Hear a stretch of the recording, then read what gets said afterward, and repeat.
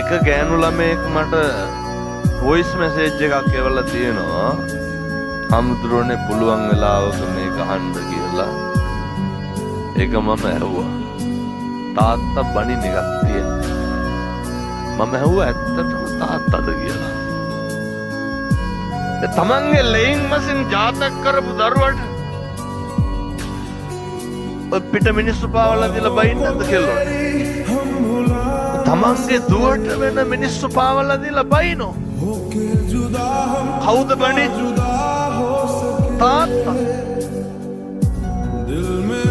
මේ බොහොම සද්දට කියනවා තුමිට තියෙන්නේ මකුල් විසය කියලා. තමන්ගේ දුවට කොහොමද එහෙම කියන්නේ? එහෙම තමන්ගේ දුව කොහොමද එහෙම අපහරණයට ලක් කරන්නේ? මොකක්ද තියෙන තාත්තට? ඊට පස්සේ ඉතින් අවුරුදු 17න් විතර පැනලා යන එක අහන්න දෙයක් නෙමෙයි. තිත්ත වෙලා තියෙන දරුවන්ට ගෙවල් දොරවල්. කුණුහර පහන්නේ බඩේ ඉන්න දායින්. ජීවිතේ පුරුදු වෙන්න බොහොම ටික කාලයක් තියෙන පින්නතුනේ මේක. මං බණ කියනකොට මැරෙන්න පුළුවන්. ඔයත් බණ අහනකොට මැරෙන්න පුළුවන්. අද ඉඳන් අදිස්ථාන කරගන්න. කිසි කෙනෙකුට තෝ කියලාවත් කියන්න එපා.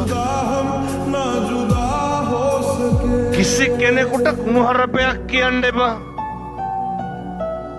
කවුද දැන්? කවදා වෙනකන් කතා කරන්න පුළුවන් වෙයිද? කවදා වෙනකන් මේ කන් දෙක ඇහෙයිද? එනිසා සත්පුරුෂ පින්නතුනි, කාලෙකින් ලැබිච්ච මනුෂ්‍ය ආත්ම භාවය තුල ඔය අපිට හිමි අවදිය තුල හිමි දේවල් නකරොත් ගැටලුව තමයි අර වයසට යන්න යන්න කුහකකම වැඩිනේ. මේ පැතිවල එහෙම නැතිවදී බොහෝ පැතිවල වයසට යන්න යන්න කියනකොට ළඟ ඉන්න වයසක කෙනා දිහා බලන්න එපා. වයසට යන්න යන්න අනේක රුස්සන්නේ. හොඳම දේ තමයි වයසට යන්න යන්න කොච්චර කරුවත් ගුණයකුත් ඇයි අර ඔබ තමයි කියන දත් තියෙන කාලේ මස් කන්න ඕනේ. අර තරුණ කාලේ අවධිය තුල කළ යුතු දේ නිසි පිළිවෙලට කරලා තිබ්බේ නැත්නම් බුදුහාමුදුරුවෝ උගන්වන්නේ කාලේන ධම්ම සාකච්ඡානේ කාලේන ධම්ම ශ්‍රවණ කලට මේවා කරලා තියෙන්න ඕනේ. එතකොට පරිණතකම ඇති වෙනවා. පරිණතකම ඇති වෙන්නේ අත්දැකීම් තුල මිසක් මේ ඔටෝමැටිකලි වයසට යනකොට එහෙම නෙමෙයි.